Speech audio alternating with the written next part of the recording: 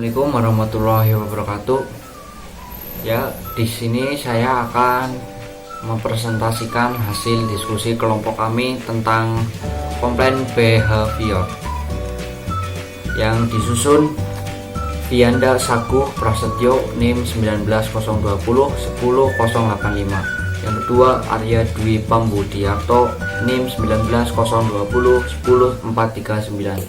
Yang ketiga Dimas Akbar Ramadan NIM 19020 10348. Yang keempat Fatah Muhammad Indra Darmawan NIM 19020 10422. Ya, yang pertama pengertian keluhan atau komplain. Satu, keluhan komplain adalah perilaku konsumen yang disebabkan kekecewaan terhadap barang atau jasa yang digunakan, baik itu perusahaan jasa maupun barang pasti pernah mengalami keluhan konsumen.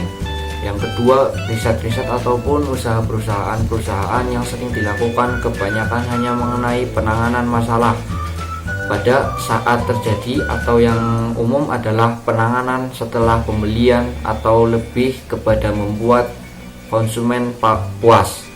Istilah yang digunakan adalah post purchase, keadaan sesudah terjadi pembelian. Tujuan mempelajari komplain behavior. Yang pertama, untuk mengetahui faktor-faktor apa saja yang mempengaruhi keluhan konsumen. Yang kedua, untuk mengetahui apa saja keluhan dari perilaku keluar. Yang ketiga, agar dapat mengidentifikasikan keluhan dari konsumen. Yang keempat, untuk mengetahui bagaimana cara mengantisipasi keluhan konsumen dalam menyelesaikan pengaduan mutu pelayanan. Faktor-faktor yang mempengaruhi keluhan konsumen. Sejumlah faktor yang mempengaruhi apakah konsumen mengeluh atau tidak telah diidentifikasi sebagaimana telah dijelaskan pada bagian pertama. Salah satu di antaranya adalah jenis produk atau jasa yang terlibat. Faktor-faktor lainnya adalah biaya dan arti sosial produk. Beberapa penulis menyatakan bahwa kemungkinan perilaku keluhan meningkat bila: 1. Tingkat ketidakpuasan meningkat. Kedua, sikap konsumen untuk mengeluh meningkat. Ketiga, jumlah manfaat yang diperoleh dari sikap mengeluh meningkat. Yang keempat, perusahaan disalahkan atas suatu masalah. 5. Produk tersebut penting bagi konsumen. 6. Sumber-sumber yang tersedia bagi konsumen untuk mengeluh meningkat. Hanya sebagian peneliti yang berhasil dalam menghubungkan faktor-faktor demografis dengan perilaku mengeluh. Sesungguhnya pengalaman dengan perilaku mengeluh merupakan prediktor yang jauh lebih baik tentang perilaku mengeluh daripada faktor-faktor demografis. Penyelidikan tentang hubungan antara mengeluh dan variabel personalitas telah menemukan bahwa orang yang telah berpikir tertutup atau dogmatik dan percaya diri lebih mungkin untuk mengeluh. Konsumen yang menghargai individualitas mereka dan rasa bebas juga cenderung untuk lebih sering mengeluh daripada yang lainnya. Mungkin dengan mengeluh orang ini merasa lebih penting dan berbeda dari orang lainnya. Ya, baik, yang selanjutnya saya akan menjelaskan mengenai keluhan dari perilaku keluar itu sendiri. Perilaku keluar atau exit behavior mengacu pada pilihan konsumen untuk meninggalkan hubungan atau menurunkan tingkat konsumsi barang dan jasa. Para peneliti yang menyelidiki perilaku keluhan dalam industri telepon genggam mendapatkan bahwa konsumen yang mengeluh lebih mungkin untuk meninggalkan hubungan dan lebih mungkin untuk mengurangi tingkat konsumsi barang atau jasa. Perusahaan harus menetapkan dan mengukur dengan tepat tingkat kehilangan pelanggan perusahaan.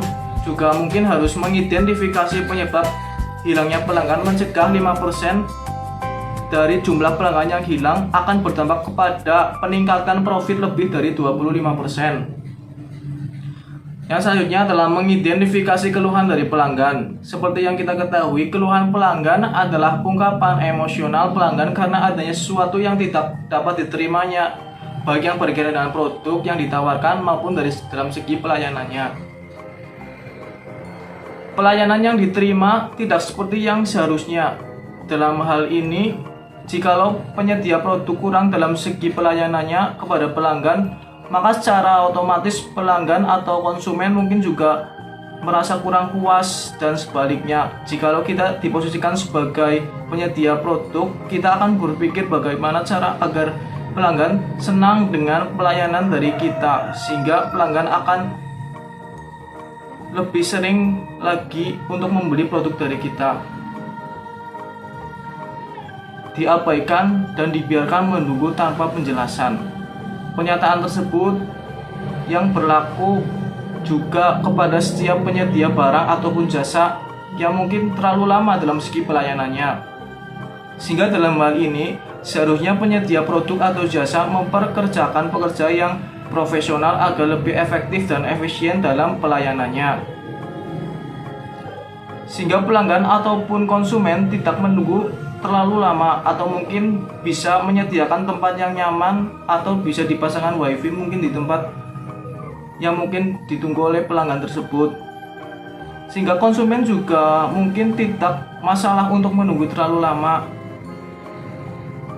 mungkin karena banyaknya pelanggan dan masalah sebagainya. Tidak ditanggapi atau diperhatikan, tidak ada yang mendengarkan, mendapatkan pelayanan kasar atau membantu, dianggap remeh atau tidak dihargai, atau bahkan pernah mendapat pengalaman jelek seperti kesalahpahaman dalam komunikasi.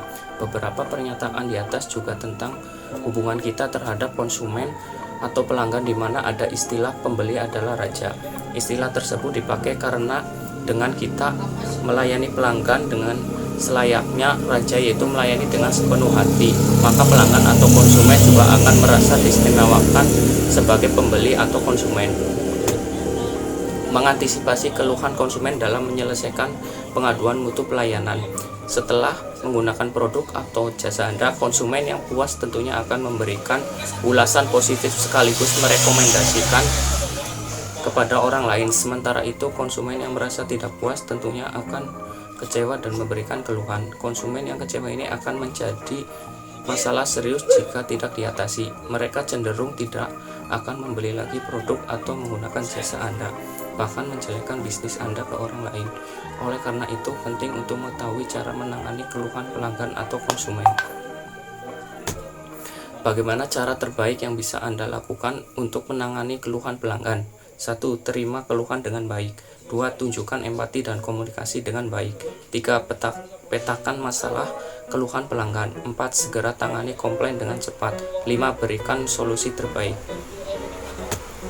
Biarkan pelanggan tahu bahwa Anda memperhatikan apa yang mereka sampaikan. Akuilah jika Anda memang melakukan kesalahan. Jangan lupa untuk segera meminta maaf atas kesalahan, atas ketidaknyamanan yang telah disebabkan oleh kesalahan tersebut. Katakanlah bahwa Anda akan mengatasi kesalahan tersebut pada waktu yang ditentukan.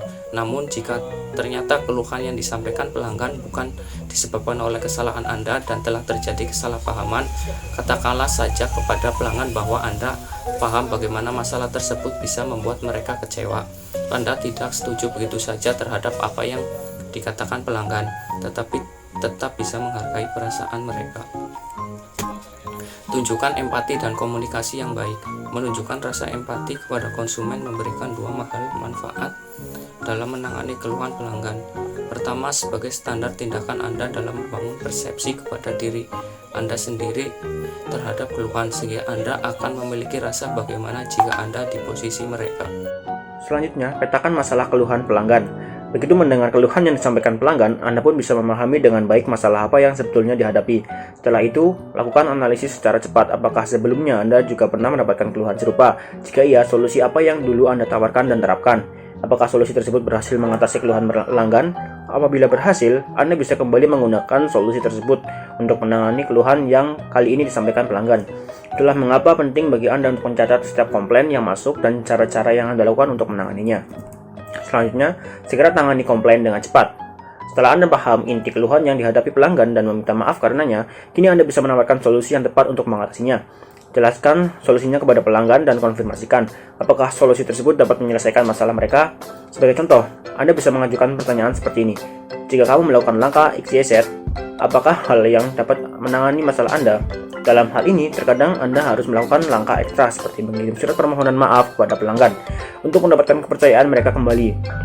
Apabila hal tersebut memang satu-satunya cara untuk menangani keluhan pelanggan, maka lakukanlah. Berikutnya ada berikan solusi terbaik. Menangani keluhan pelanggan belum selesai sampai Anda benar-benar menerapkan solusi yang telah Anda tawarkan. Penerapan solusi harus menjadi pengalaman yang efisien bagi pelanggan. Misalnya, pelanggan Anda menyampaikan keluhan karena server jaringan website Anda mendadak down. Pastikan pelanggan tahu bahwa Anda memahami betapa mendesaknya masalah tersebut dan Anda akan segera memperbaikinya dalam beberapa jam.